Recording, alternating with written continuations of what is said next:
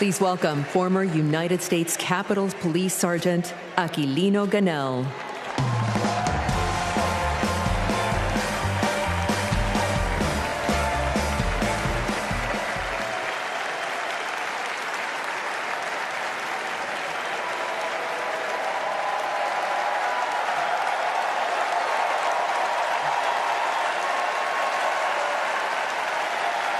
Thank you. Thank you.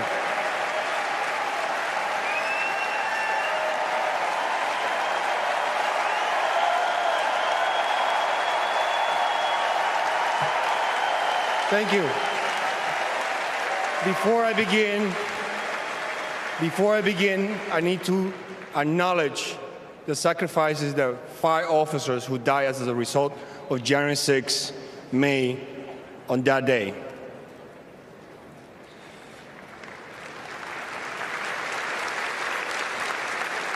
My name is Aquilino Gonell. I immigrated to the U.S. from the Dominican Republic when I was 12. I became an American citizen. I was a sergeant in the U.S. Army and a Capitol Police officer. I had seen violence while serving in Iraq, but nothing prepared me for January 6th. We officers risked everything to protect innocent people. We were beaten and blinded. I was assaulted with a pole attached to the American flag. President Trump summoned our attackers and sided with them. He betrayed us. When I joined the Army and Capitol Police, I took an oath to defend the Constitution. I did so with duty in my soul, and I still feel it. To Donald Trump, I ask, why don't you?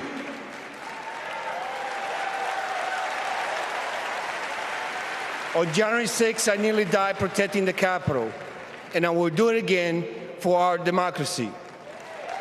The way to preserve it is to elect Kamala Harris, our first female commander-in-chief. It's a high honor and a distinct privilege as a Brooklynite, New Yorker, and as an American to stand before you today and unequivocally express my support for Kamala Harris and Tim Walz to be the next president and vice president of the United States of America. Over the last few years, House Democrats have been hard at work, and we could not have asked for a better leader to partner with than President Joseph Robinette Biden, who will go down as one of the most consequential presidents of all time. Last month, President Biden selflessly passed the torch to Vice President Kamala Harris, who is ready, willing, and able to fight for the people. Kamala Harris is a courageous leader, a compassionate leader, and a common-sense leader who will deliver real results for everyday Americans. Kamala Harris is fighting for our freedom. Kamala Harris is fighting for our families. Kamala Harris is fighting for our future. Together, let's make Kamala Harris the 47th President of the United States of America.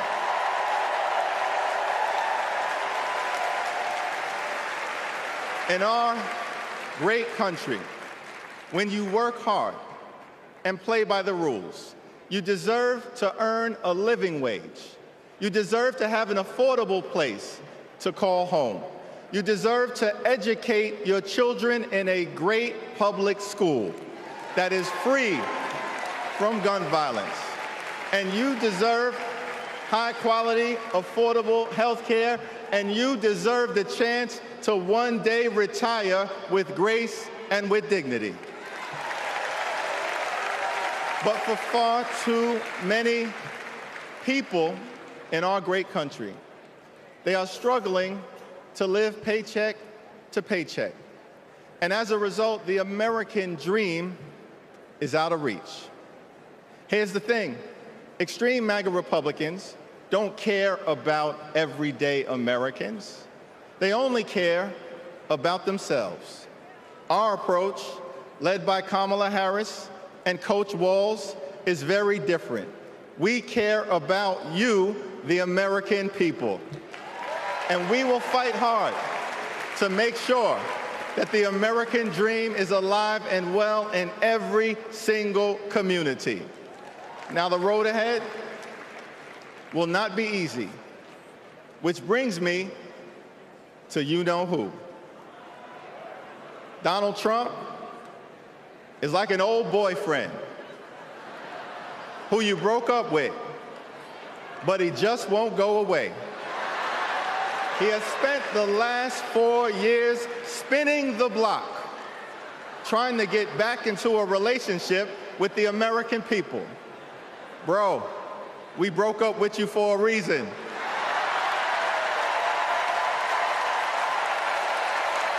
Trump was the mastermind of the GOP tax scam, where 83% of the benefits went to the wealthiest 1% in America. Trump failed our country during the COVID-19 pandemic. Trump is a chaos agent who is focused on himself, not the American people. Trump tried to destroy our democracy by lying about the election and inciting a violent mob to attack the Capitol. Trump put 3 extreme justices on the Supreme Court who destroyed Roe v. Wade. We broke up with you for a reason. Donald Trump can spin the block all he wants, but there's no reason for us to ever get back together. Been there, done that. We're not going back.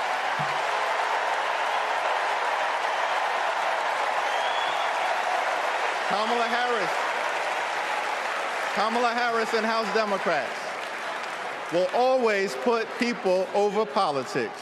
Kamala Harris and House Democrats will lower costs and grow the middle class. Kamala Harris and House Democrats will fix our broken immigration system and secure the border. Kamala Harris and House Democrats will strengthen the relationship between the police and the community. Kamala Harris and House Democrats will continue to combat the climate crisis with the fierce urgency of now. Kamala Harris and House Democrats will protect Social Security, protect Medicare, protect Medicaid, protect the Affordable Care Act, protect working families, protect small businesses, protect the middle class, protect free enterprise, protect our children, protect our seniors, protect our veterans, protect our unions, protect our dreamers, and always protect a woman's freedom to make her own reproductive health care decisions.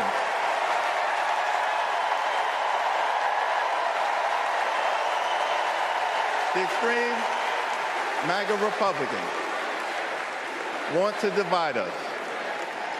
But the Constitution promises equal protection under the law. We are one nation, under God, indivisible, with liberty and justice for all. Together, let's build a brighter future for our children and our grandchildren.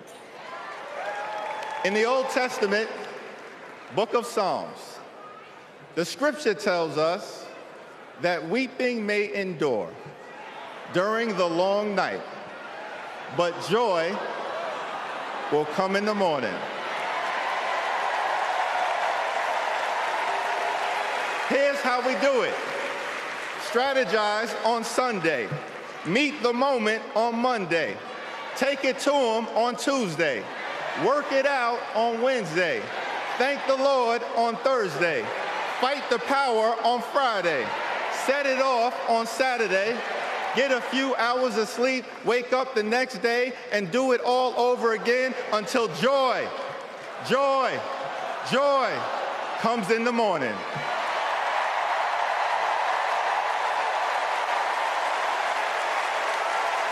Now, there's only 76 days left There are only 76 days left. We must continue to speak up. We must continue to show up. We must continue to stand up, not as Democrats or Republicans, but as Americans. And when we do, nothing can stop Kamala Harris from becoming the 47th President of the United States of America. Nothing can stop House Democrats from taking back the majority. Nothing can stop the American people from continuing our march toward a more perfect union. Nothing can stop us. We're all the way up. God bless you. God bless Kamala Harris. May God bless the United States of America. Thank you. Okay. Thank you. Whoa.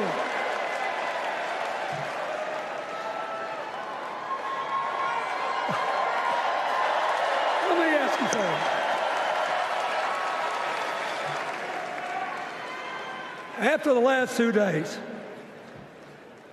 aren't you proud to be a Democrat?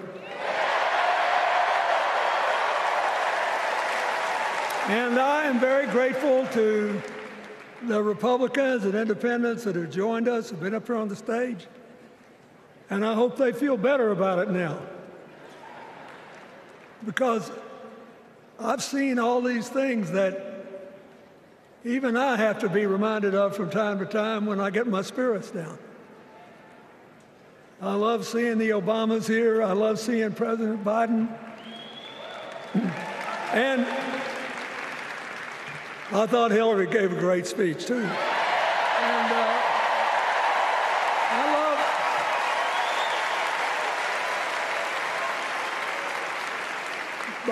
I love seeing all these young leaders. A bunch of them are coming up after me. They look better, they sound better, and they'll be exciting. I do want to say one word about President Biden. Remember, he had an improbable turn that made him president. And we were in the middle of a pandemic and an economic crash. He healed our sick and put the rest of us back to work. And he strengthened our alliances for peace and security. He stood up for Ukraine. He's trying desperately to get a ceasefire in the Middle East.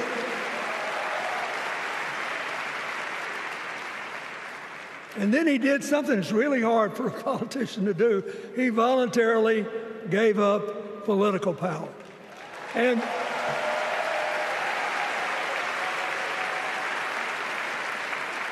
George Washington knew that, and he did it. And he set the standard for us serving 2 terms before it was mandatory. It helped his legacy. And it will enhance Joe Biden's legacy. And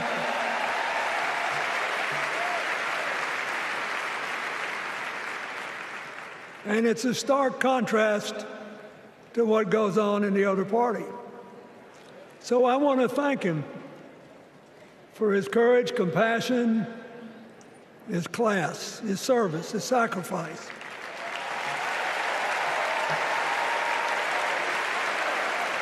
Joe Biden,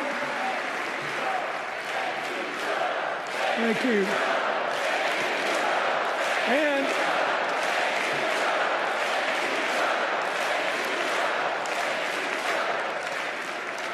he kept the faith, and he's infected a lot of the rest of us. Now let's cut to the chase. I am too old to gild the lily. 2 days ago, I turned 78, the oldest man in my family of 4 generations. And the only personal vanity I want to assert is I'm still younger than Donald Trump.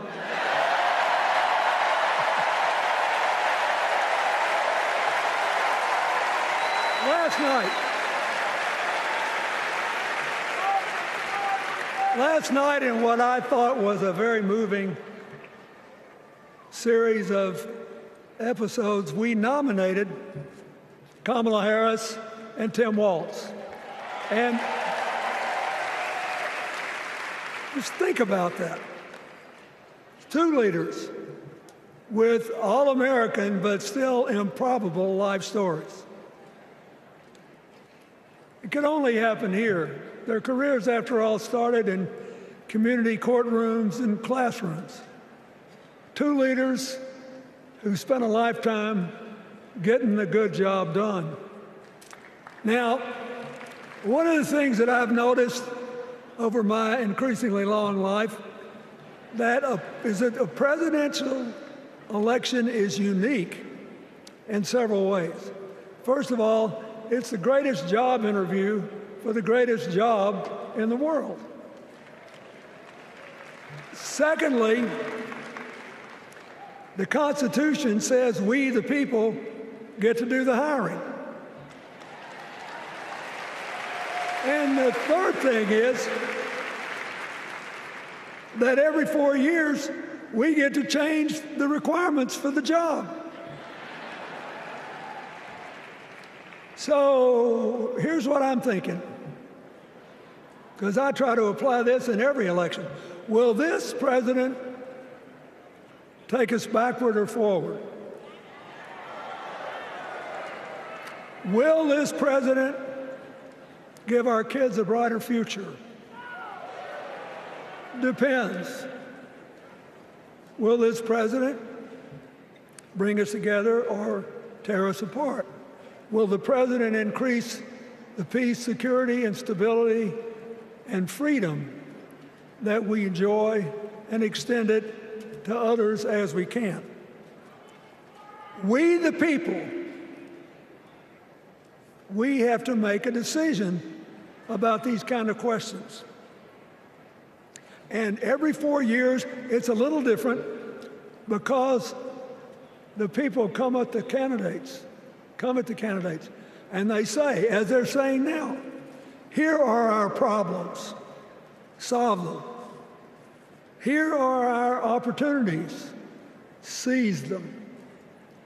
Here are our fears, ease them. Here are our dreams, help them come true.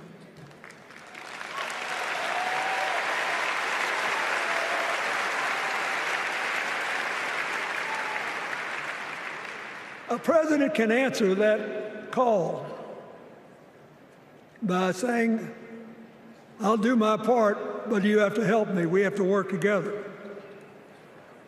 Or you can dodge what needs to be done by dividing, distracting, and diverting us.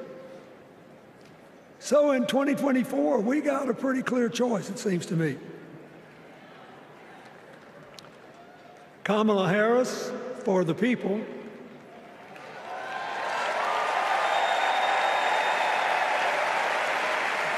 and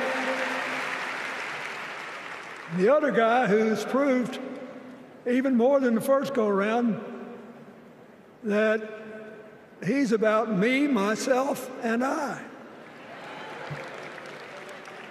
I know which one I like better for our country.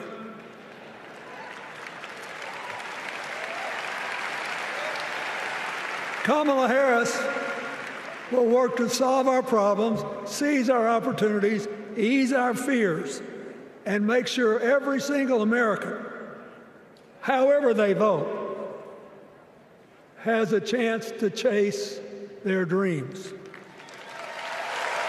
You know, when she was young, she worked at McDonald's. And she greeted every person with that 1,000-watt smile and said, "How can I help you?" Now she's at the pinnacle of power, and she's still asking, "How can I help you?"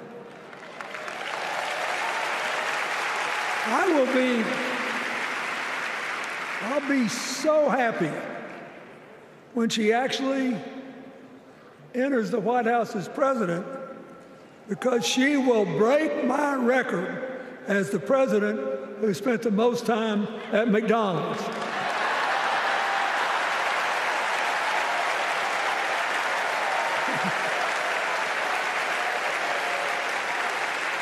Now, but we got an election to win.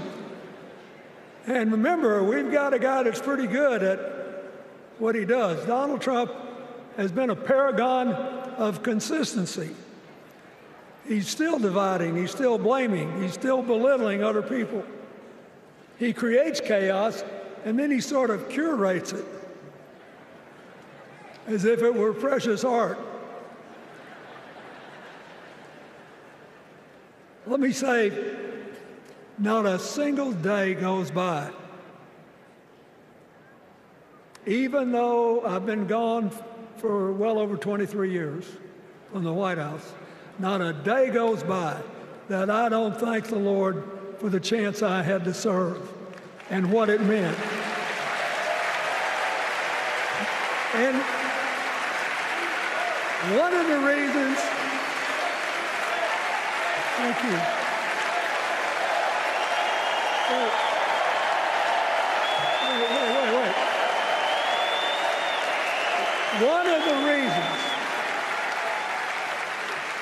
One of the reasons I love the job so much is that in the toughest times, even on the darkest days, if you tried hard enough, there was always something good you could do for somebody else. Now, some days that's not easy to do. You've got to deal with all these emergencies, or there's something going on here, there, or yonder. But Kamala Harris is the only candidate in this race who has the vision, the experience, the temperament, the will, and yes, the sheer joy to get something done.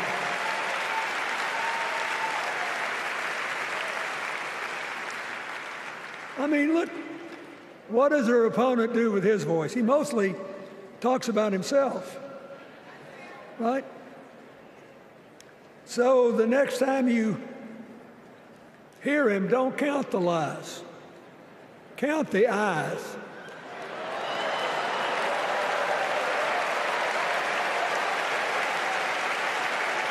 Count the eyes. His vendettas, his vengeance, his complaints, his conspiracies.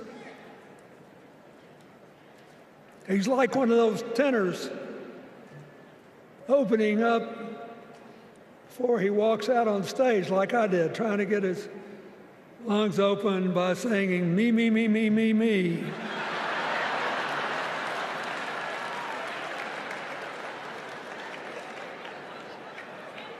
When Kamala Harris is president, every day will begin with you, you, you, you.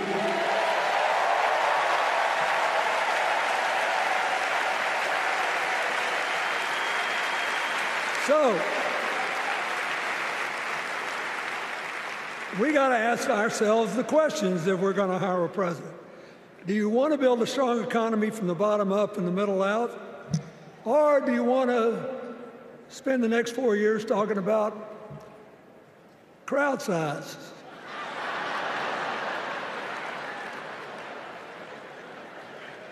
You're going to have a hard time believing this, but so help me, I triple-checked it. Since the end of the Cold War in 1989, America has created about 51 million new jobs. I swear I checked this 3 times. Even I couldn't believe it. What's the score? Democrats 50, Republicans 1.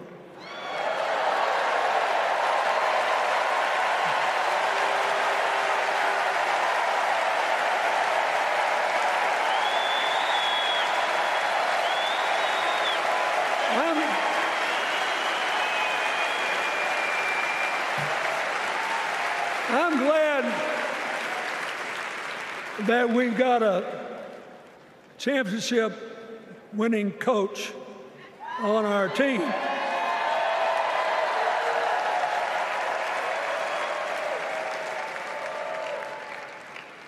But even the most limited of us in what we know about football or any other sport knows that if you're got 50 and the other side's got 1, you're ahead.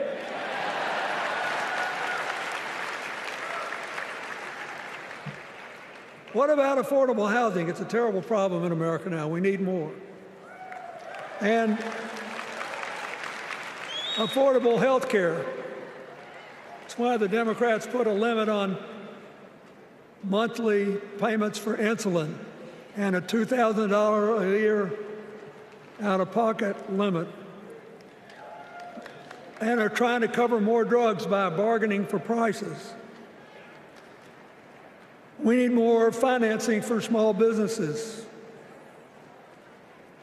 We need still to strengthen our alliances. I almost croaked in the first debate of this election season when President Trump said nobody respected America anymore like they did when he was president. Wait. And with a straight face. Look, you got to give him. He's a good actor. With a straight face, he cited as evidence of the respect that existed for us when he was there the presidents of North Korea and Russia.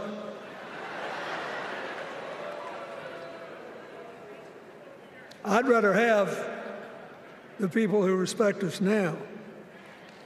And one of the things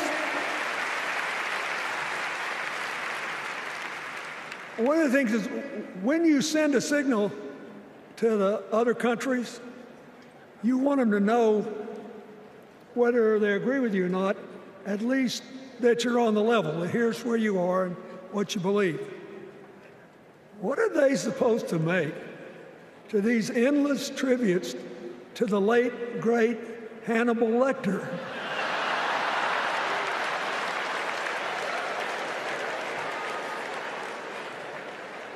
I mean, President Obama once gave me the great honor of saying I was the explainer-in-chief. Folks, I thought and thought about it, and I don't know what to say.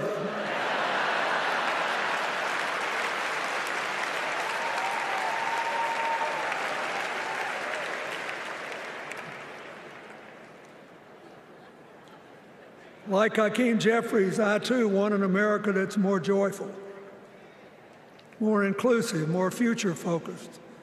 Just think what a burden it's been on us to get up day after day after day after day, buried in meaningless hot rhetoric, when there's so many opportunities out there, so many problems that need to be solved. I want that. And that's the America Kamala Harris will lead.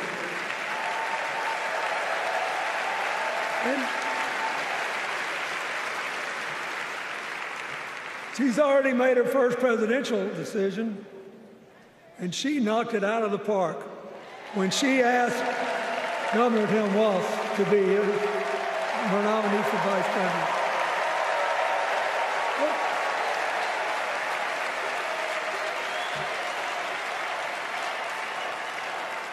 As they used to say when I was a young man growing up in Arkansas, you do not have to be all broke out with brilliance. You just look at Tim Walz, listen to him, follow his record as a teacher, as a coach, in the National Guard, as a congressman, where he was the only Democrat, save one, elected in that district in more than 100 years. And he stayed a long time. And then he became a great governor. And by all accounts, he was a crack shot who had the courage among his rural constituents to say, we do not need these assault weapons available to people who can kill our kids in school.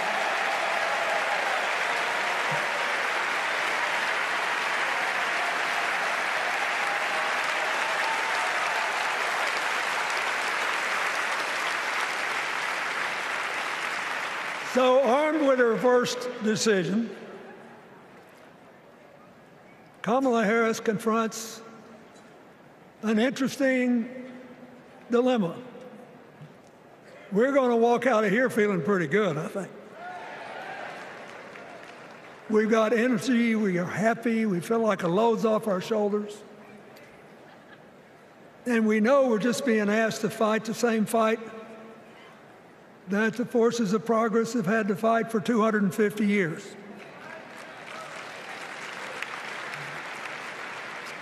In the face of stiff and often violent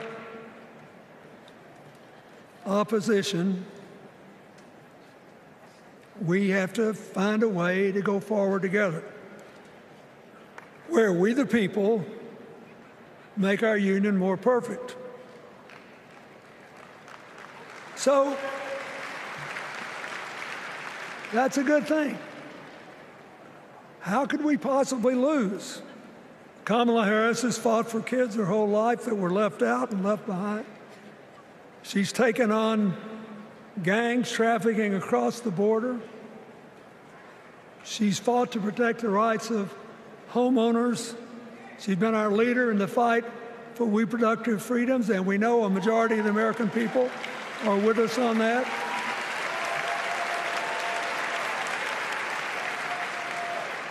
And she's gained an invaluable amount of experience as vice president, advancing our values and interests around the world. She's already said she's going to work really hard to make sure that no American working full-time lives in poverty or has to worry about their children living in poverty. She says that we got to make home ownership an achievable dream for everyone, not just a privilege. She said that and this meant a lot to me, that she would protect everybody's right to vote, whether or not they voted for her. They were citizens and they deserved the right to vote.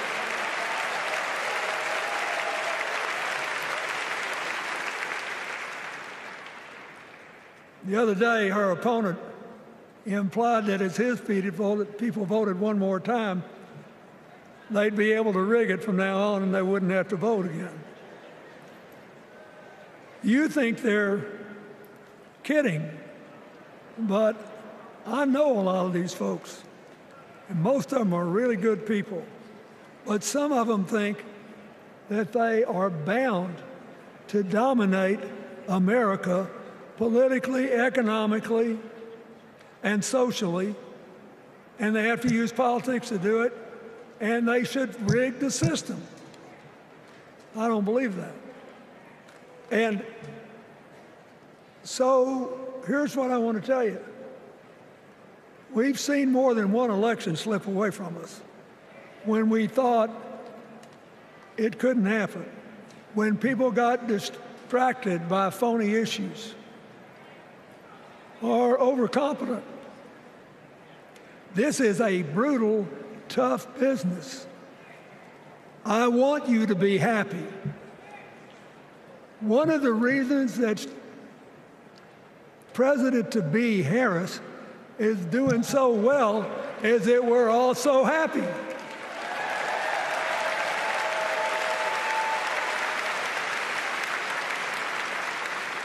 But you should never underestimate your adversary.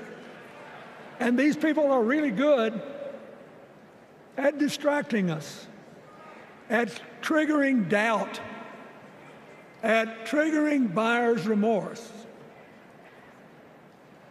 As the Obama said so eloquently last night, they are human, you know. They're bound to make a mistake now and then.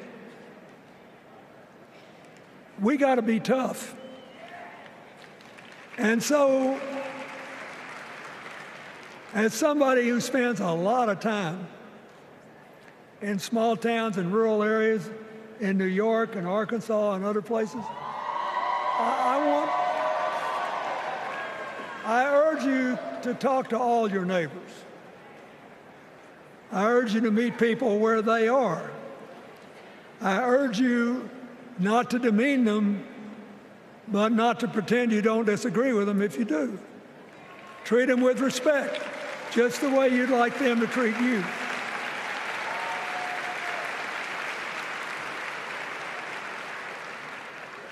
Ask for their help and then follow our leader, Kamala, and ask them, how can I help you? We Democrats right now have a lot of hay in the barn. We've got massive achievements, massive advances, but there's still a lot of slips between today and Election Day that we have to navigate. And so I want to say this from the bottom of my heart. I have no idea how many more of these I'll be able to come to. I started in '76, and I've been to every one since. But no, 72. Lord, I'm getting old. But here's what I want you to know. If you vote for this team, if you can get them elected and let them bring in this breath of fresh air, you will be proud of it for the rest of your life. Your children will be proud of it. Your grandchildren will be proud of it.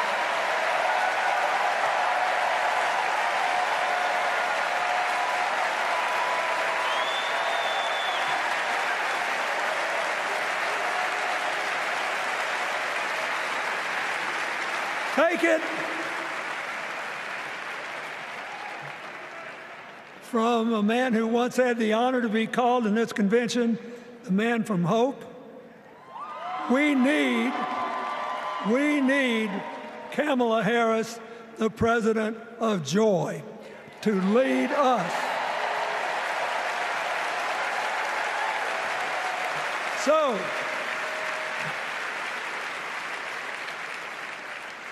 I'll be doing my part, you do yours. I'll see you when we're making a real joyful noise when the votes are counted. God bless you, and God bless America.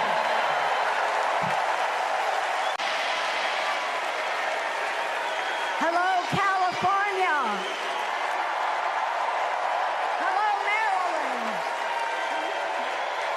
Hello, Democrats.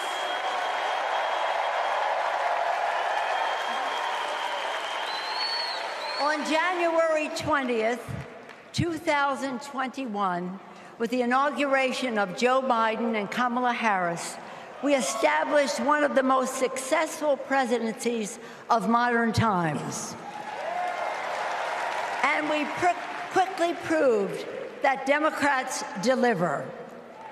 Millions of jobs, stronger infrastructure and rural broadband, a Biden child tax credit, rescuing human pensions, honoring our veterans, bold climate action, lowering the cost of prescription drugs, all thanks to President Biden's patriotic vision of a fairer America, doing so with liberty and justice for all. Thank you, Joe.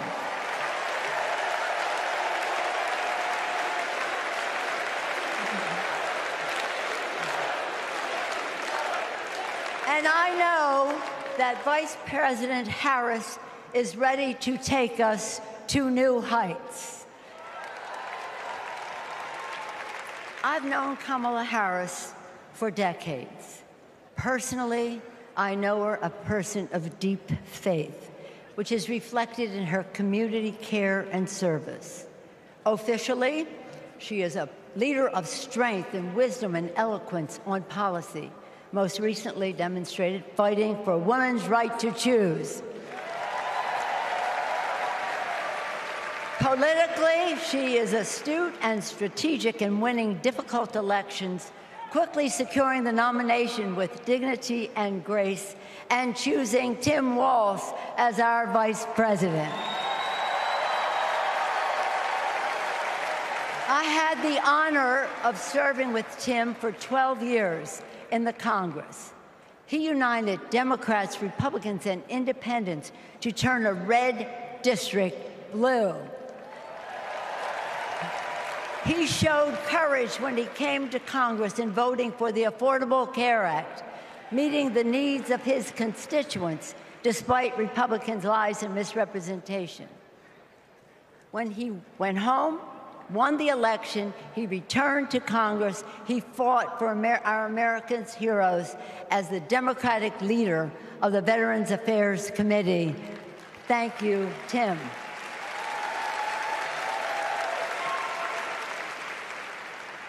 January 6th was a perilous moment for our democracy.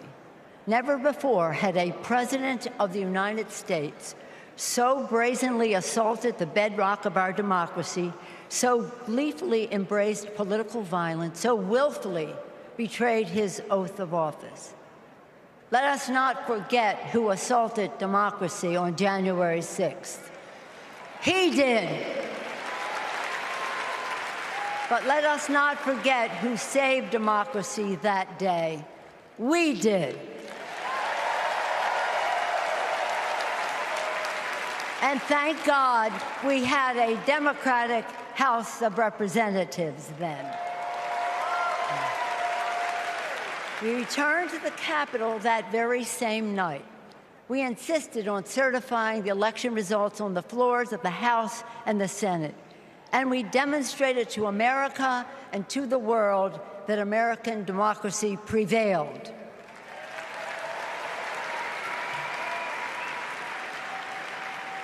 The parable of January 6th reminds us that our democracy is only as strong as the courage and commitment of those entrusted with its care.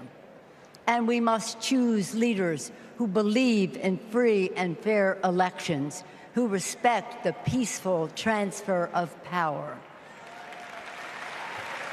The choice couldn't be clearer. Those leaders are Vice President Harris and Governor Walz.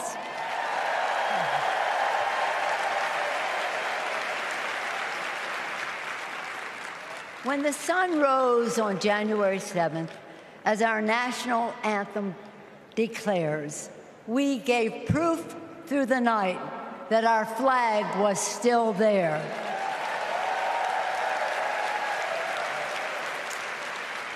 Now, in this election, we are called upon to do the same, to stand together, to reject autocracy, to choose democracy, and we will do so by electing a Democratic House with Hakeem Jeffries as Speaker of the House,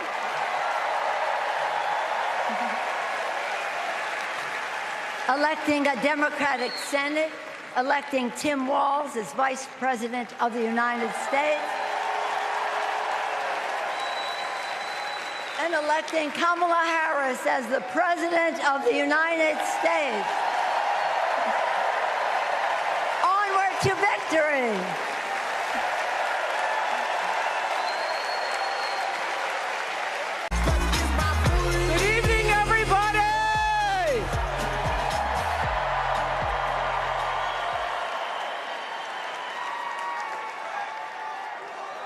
Who says you can't go home again?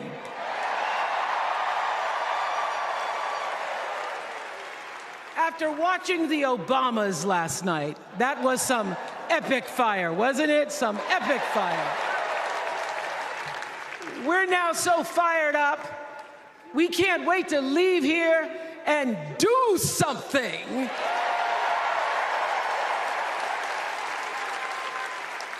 And what we're going to do is elect Kamala Harris as the next president of the United States.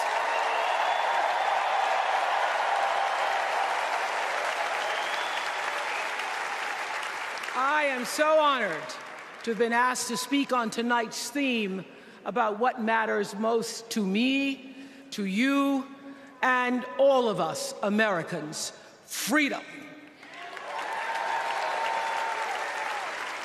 There are people who want you to see our country as a nation of us against them, people who want to scare you, who want to rule you, people who'd have you believe that books are dangerous and assault rifles are safe, that there's a right way to worship and a wrong way to love, people who seek first to divide and then to conquer.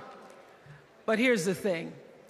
When we stand together, it is impossible to conquer us.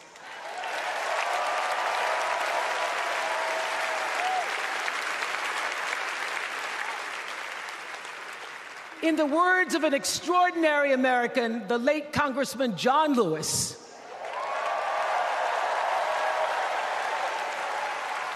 he said, no matter what ship our ancestors arrived on, we are all in the same boat now. Congressman Lewis knew very well how far this country has come because he was one of the brilliant Americans who helped to get us where we are. But he also knew that the work is not done. The work will never be done because freedom isn't free. America is an ongoing project. It requires commitment. It requires being open to the hard work and the heart work of democracy. And every now and then, it requires standing up to life's bullies.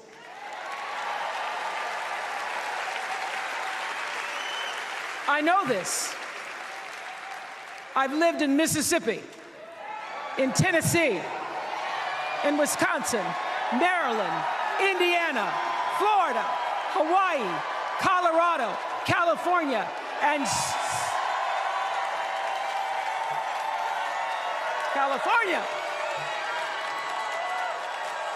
sweet home Chicago, Illinois.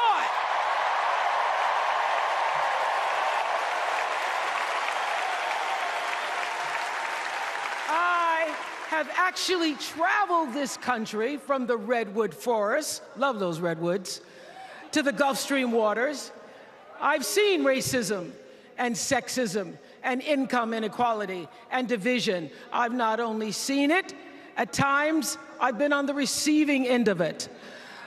But more often than not, what I've witnessed and experienced are human beings, both conservative and liberal, who may not agree with each other, but who'd still help you in a heartbeat if you were in trouble. These are the people who make me proud to say that I am an American.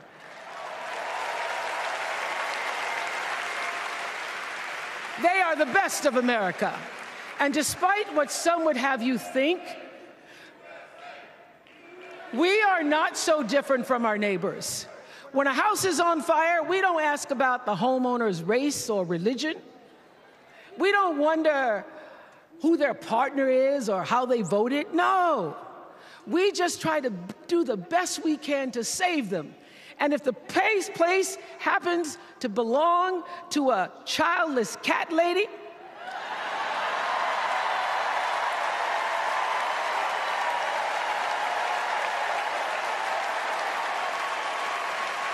well, we try to get that cat out too.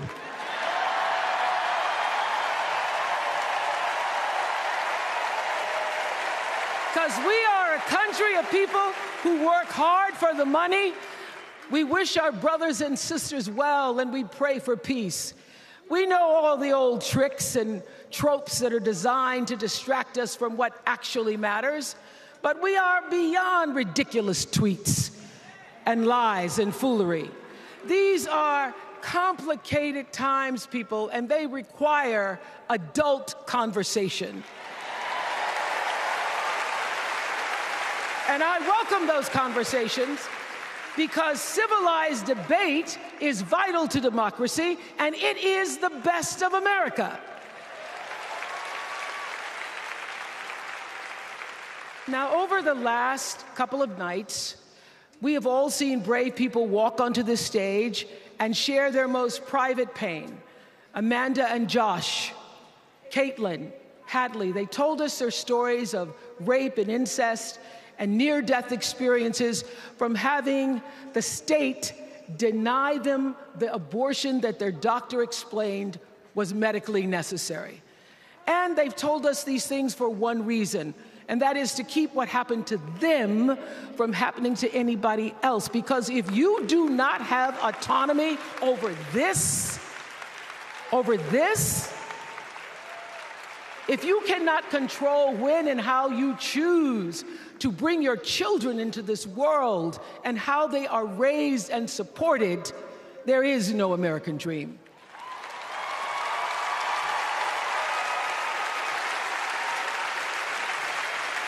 The women and men who are battling to keep us from going back to a time of desperation and shame and stone cold fear, they are the new freedom fighters. And make no mistake, they are the best of America.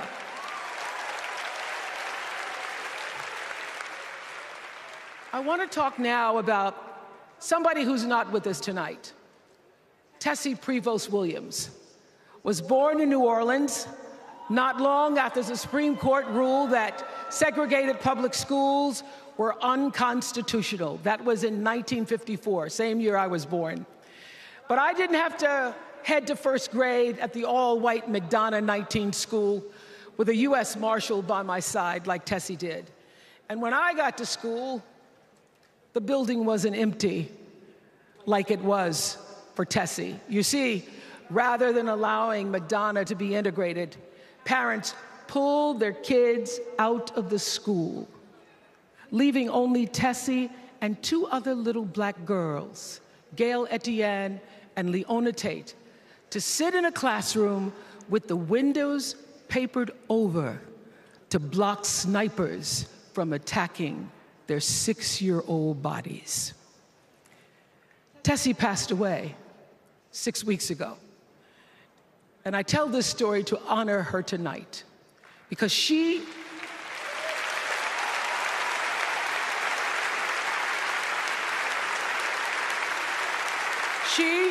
like Ruby Bridges and her friends, Leona and Gail, the New Orleans Four they were called. They broke barriers and they paid dearly for it.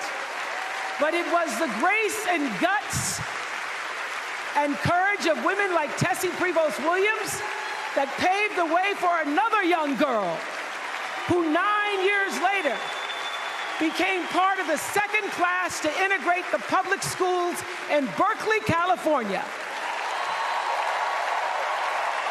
And it seems to me that at school and at home, somebody did a beautiful job of showing this young girl how to challenge the people at the top and empower the people at the bottom. They showed her how to look at the world and see not just what is, but what can be. They instilled in her a passion for justice and freedom and the glorious fighting spirit necessary to pursue that passion. And soon, and very soon,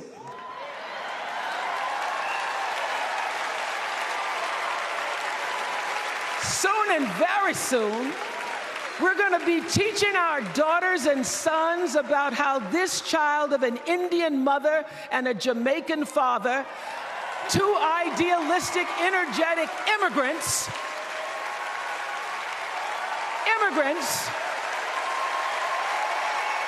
how this child grew up to become the 47th president of the United States.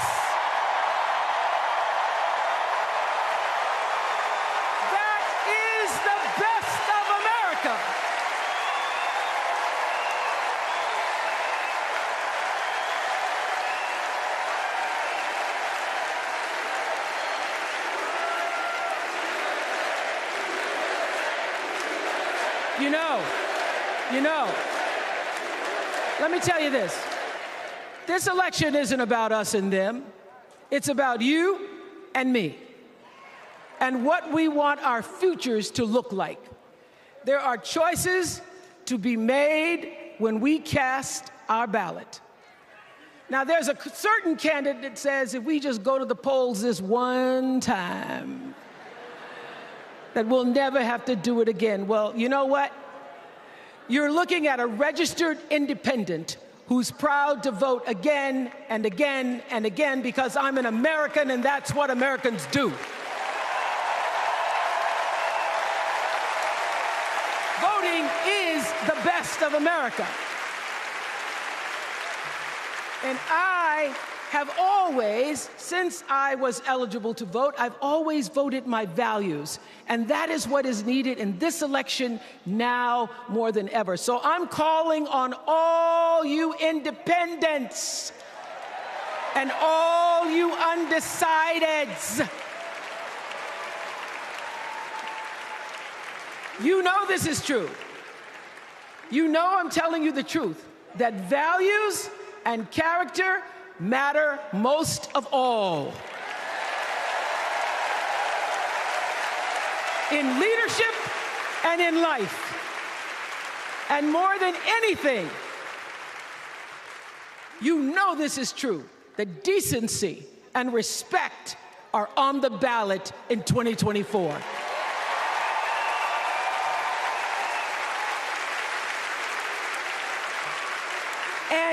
And just plain common sense. Common sense tells you that Kamala Harris and Tim Walz can give us decency and respect. They're the ones that give it to us. So, we are Americans. We are Americans. Let us choose loyalty to the Constitution over loyalty to any individual.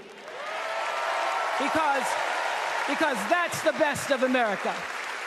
And let us choose optimism over cynicism, because that's the best of America. And let us choose inclusion over retribution. Let us choose common sense over nonsense.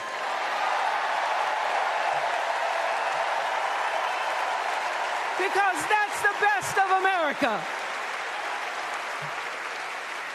And let us choose the sweet promise of tomorrow over the bitter return to yesterday. We won't go back. We won't be set back, pushed back, bullied back, kicked back. We're not going back.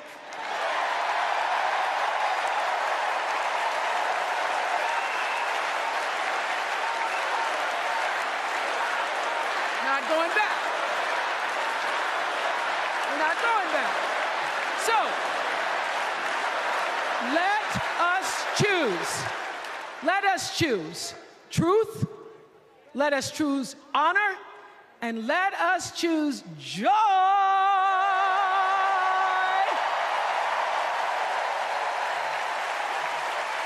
Because that's the best of America.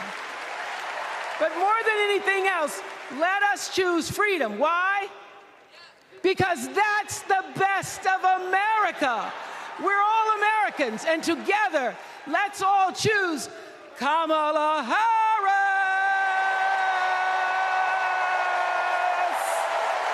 Thank you, Chicago. Thank you,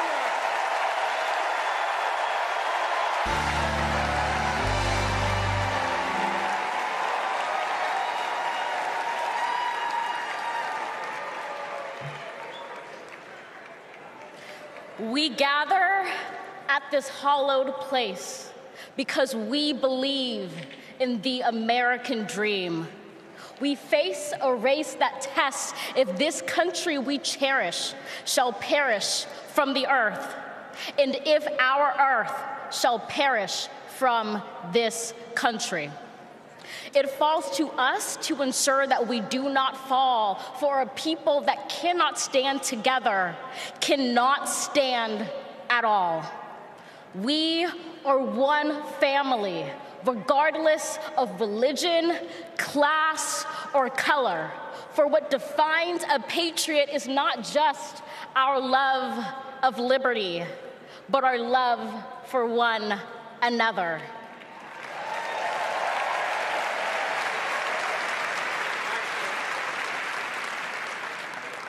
This is loud in our country's call because while we all love freedom, it is love that frees us all.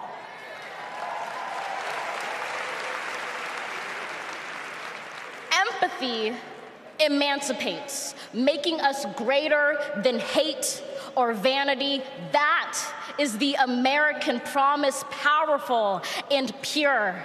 Divided, we cannot endure, but united, we can endeavor to humanize our democracy and endear democracy to humanity.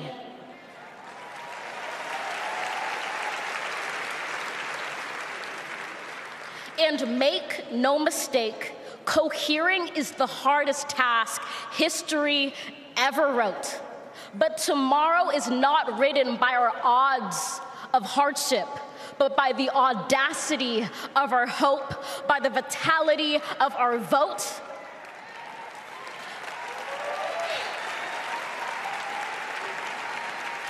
Only now, approaching this rare air, are we aware that perhaps the American dream is no dream at all, but instead a dare to dream together.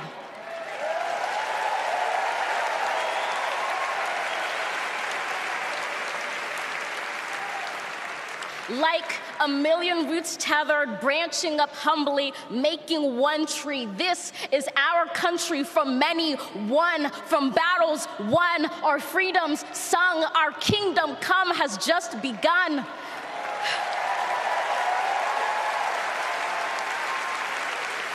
We redeem this sacred scene, ready for our journey from it. Together, we must birth this early republic and achieve an unearthly summit. Let us not just believe in the American dream, let us be worthy of it.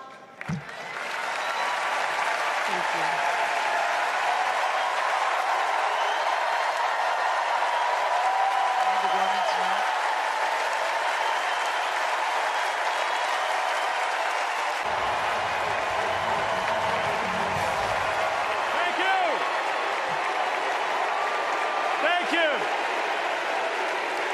Good evening, Democrats.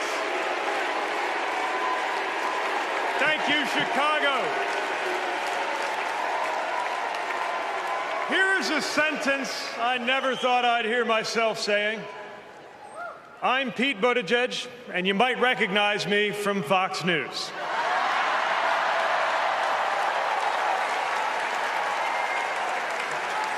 I believe in going anywhere, in service of a good cause, and friends, we gather in a very good cause, electing Kamala Harris and Tim Walz, the next President and Vice President of the United States.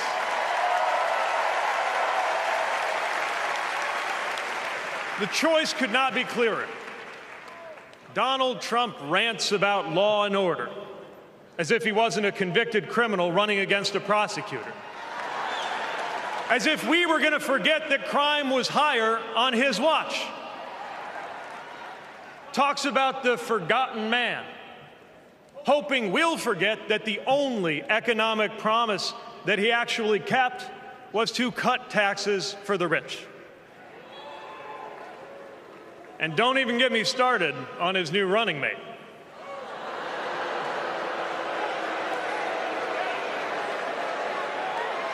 At least Mike Pence was polite. J.D. Vance is one of those guys who thinks if you don't live the life that he has in mind for you, then you don't count. Someone who said that if you don't have kids, you have, quote, no physical commitment to the future of this country. You know, Senator, when I deployed to Afghanistan, I didn't have kids then. Many of the men and women who went outside the wire with me didn't have kids either. But let me tell you, our commitment to the future of this country was pretty damn physical.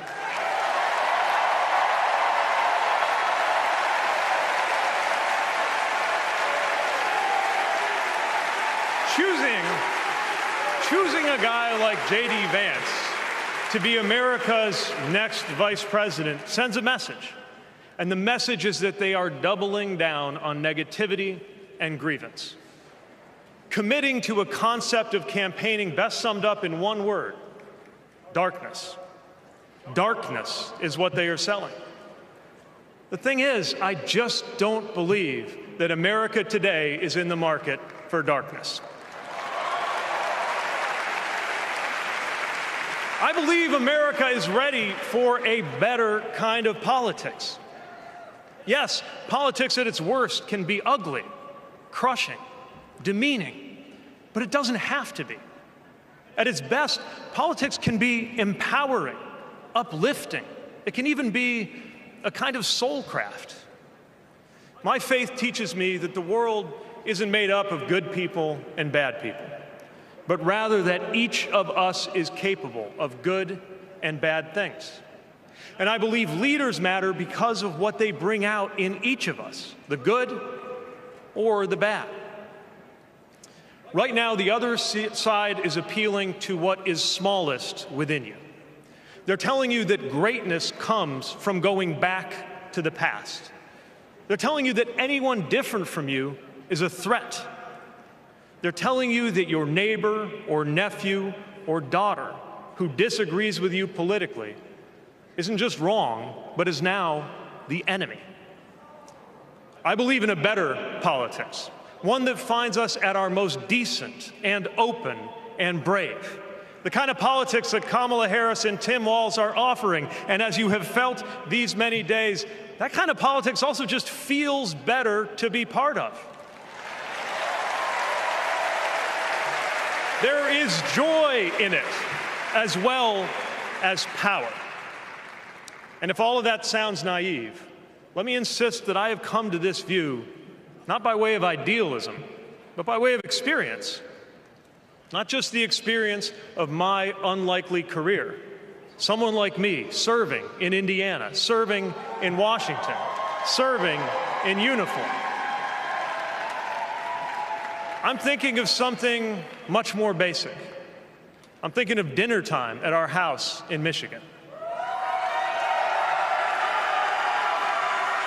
When the dog is barking and the air fryer is beeping and the mac and cheese is boiling over, and it feels like all the political negotiating experience in the world is not enough for me to get our 3-year-old son and our 3-year-old daughter to just wash their hands and sit at the table.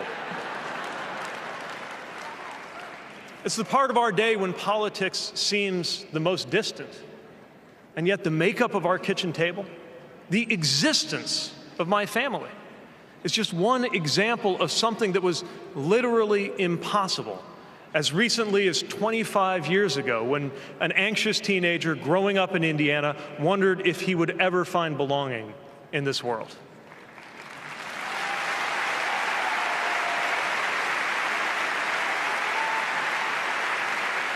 This kind of life went from impossible to possible, from possible to real, from real to almost ordinary in less than half a lifetime. But that didn't just happen. It was brought about through idealism and courage, through organizing and persuasion and storytelling, and yes, through politics, the right kind of politics. The kind of politics that can make an impossible dream into an everyday reality. I don't presume to know what it's like in your kitchen, but I know, as sure as I am standing here, that everything in it, the bills you pay at that table, the shape of the family that sits there, the fears and the dreams that you talk about late into the night there, all of it compels us to demand more from our politics than a rerun of some TV wrestling death match. So this November, we get to choose. We get to choose our president. We get to choose our policies, but most of all, we will choose a better politics. A politics that calls us to our better selves and offers us a better everyday. That is what Kamala Harris and Tim Walz represents. That is what Democrats represent. That is what awaits us when America decides to end Trump's politics of darkness once and for all. That is what we choose when we embrace the leaders who are out there building bridges and reject the ones who are out there banning books. This is what we will work for every day to November and beyond. So let's go win this. Thank you, Democrats. Thank you.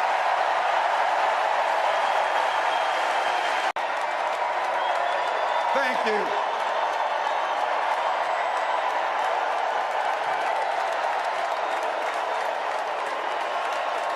Thank you.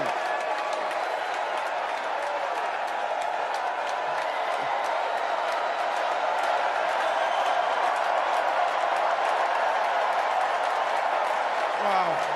Well, thank you. Thank you, first of all, to Vice President Harris. Thanks for putting your trust in me and for inviting me to be part of this incredible campaign. And a thank you to President Joe Biden for 4 years of strong, historic leadership.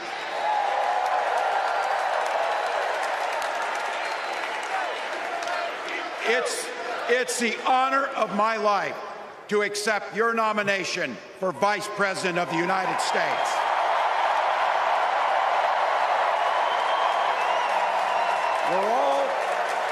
We're all here tonight for one beautiful, simple reason. We love this country. So thank you to all of you here in Chicago and all of you watching at home tonight. Thank you for your passion. Thank you for your determination. And most of all, thank you for bringing the joy to this fight.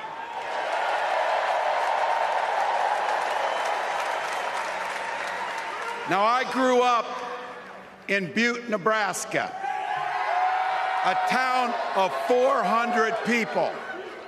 I had 24 kids in my high school class, and none of them went to Yale. But I'll tell you what, growing up in a small town like that, you learn how to take care of each other. That family down the road, they may not think like you do. They may not pray like you do. They may not love like you do, but they're your neighbors. And you look out for them, and they look out for you. Everybody belongs, and everybody has a responsibility to contribute. For me, it was serving in the Army National Guard. I joined up 2 days after my 17th birthday, and I proudly wore our nation's uniform for 24 years. My dad, a Korean War era Army veteran, died of lung cancer a couple years later. He left behind a mountain of medical debt. Thank God for Social Security survivor benefits. And thank God for the GI Bill that allowed my dad and me to go to college, and millions of other Americans. Eventually, like the rest of my family, I fell in love with teaching. Three out of 4 of us married teachers. I wound up teaching social studies and coaching football at Mankato West High School. Go Scarlets! We ran a 44 defense. We played through to the whistle on every single play, and we even won a state championship. Never closed the yearbook, people. But it was those players and my students who inspired me to run for Congress. They saw in me what I had hoped to instill in them, a commitment to the common good, an understanding that we're all in this together, and the belief that a single person can make a real difference for their neighbors. So there I was, a 40-something high school teacher with little kids, zero political experience, and no money, running in a deep red district. But you know what? Never underestimate a public school teacher. Never.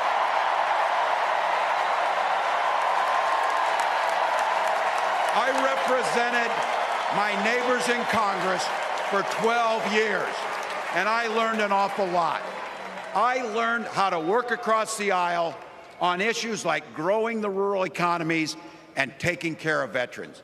And I learned how to compromise without compromising my values. Then I came back to serve as governor, and we got right to work, making a difference in our neighbors' lives. We cut taxes for the middle class. We passed paid family and medical leave. We invested in fighting crime and affordable housing. We cut the cost of prescription drugs and helped people escape the kind of medical debt that nearly sank my family. And we made sure that every kid in our state gets breakfast and lunch every day.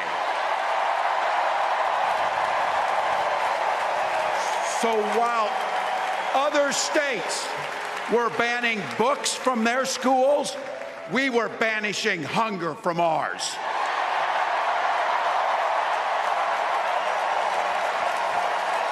We also protected reproductive freedom because in Minnesota, we respect our neighbors and the personal choices they make. And even if we wouldn't make those same choices for ourselves, we've got a golden rule. Mind your own damn business.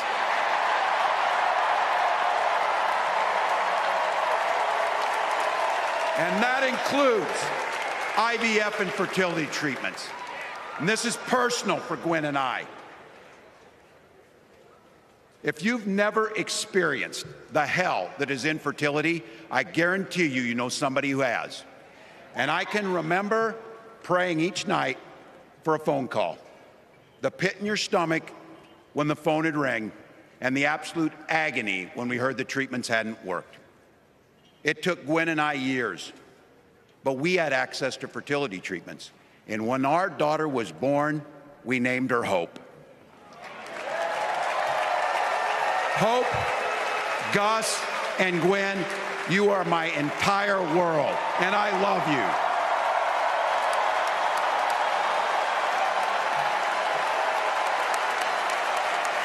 I'm letting you in on how we started a family because this is a big part about what this election is about.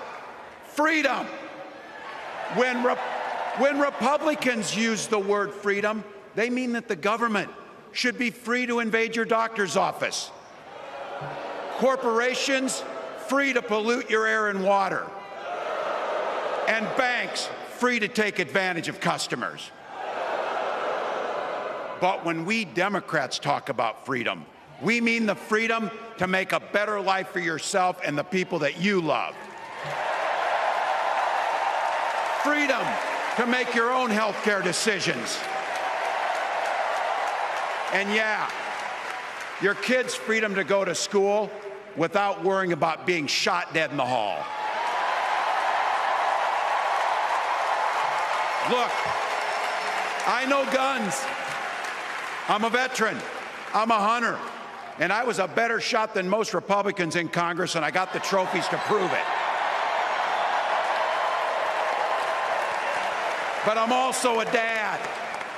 I believe in the Second Amendment, but I also believe our first responsibility is to keep our kids safe.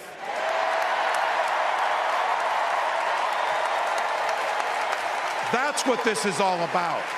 The responsibility we have to our kids, to each other, and to the future that we're building together, in which everyone is free to build the kind of life they want. But not everyone has that same sense of responsibility. Some folks just don't understand what it takes to be a good neighbor. Take Donald Trump and J.D. Vance.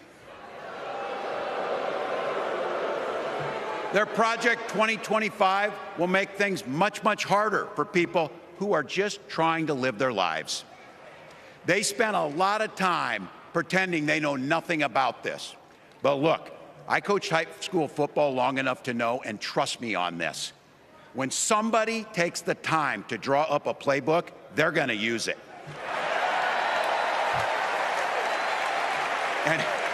And we know if these guys get back in the White House, they'll start jacking up the costs on the middle class, they'll repeal the Affordable Care Act, they'll gut Social Security and Medicare,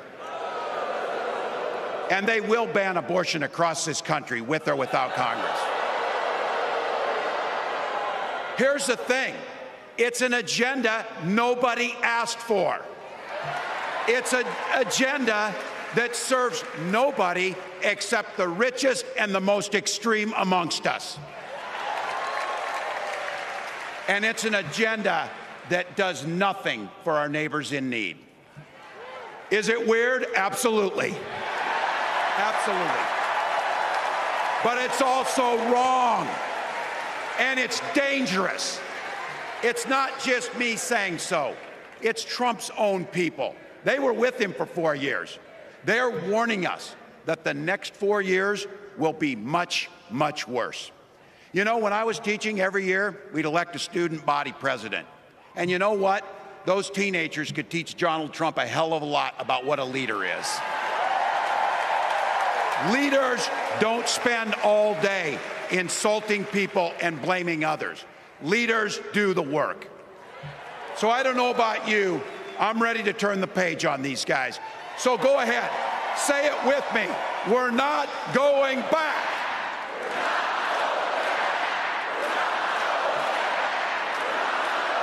We've got something better to offer the American people.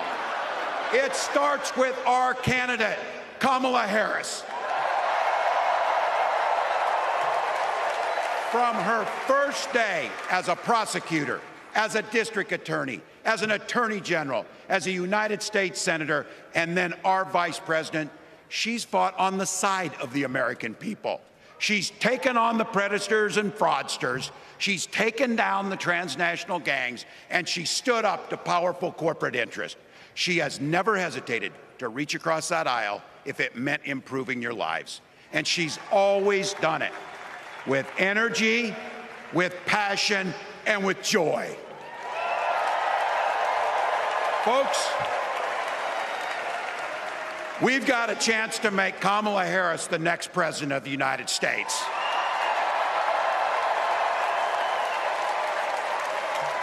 But I think we owe it to the American people to tell them exactly what she'd do as president before we ask them for their votes. So here, this is the part, clip and save it and send it to your undecided relatives so they know. If you're a middle-class family or a family trying to get into the middle class, Kamala Harris is going to cut your taxes. If you're getting squeezed by prescription drug prices, Kamala Harris is going to take on Big Pharma. If you're hoping to buy a home, Kamala Harris is going to help make it more affordable. And no matter who you are, Kamala Harris is going to stand up and fight for your freedom to live the life that you want to lead. Because that's what we want for ourselves, and it's what we want for our neighbors. You know, you might not know it, but I haven't given a lot of big speeches like this. But I have given a lot of pep talks. So let me finish with this, team. It's the fourth quarter. We're down a field goal, but we're on offense and we've got the ball. We're driving down the field. And boy, do we have the right team.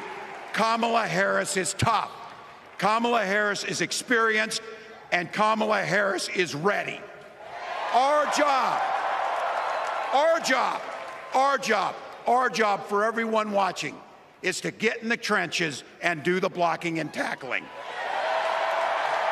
1 inch at a time, 1 yard at a time, 1 phone call at a time, 1 door knock at a time, 1 $5 donation at a time. Look, we got 76 days. That's nothing. There'll be time to sleep when you're dead. We're going to leave it on the field. That's how we'll keep moving forward. That's how we'll turn the page on Donald Trump. That's how we'll build a country where workers come first. Health care and housing are human rights. And the government stays the hell out of your bedroom.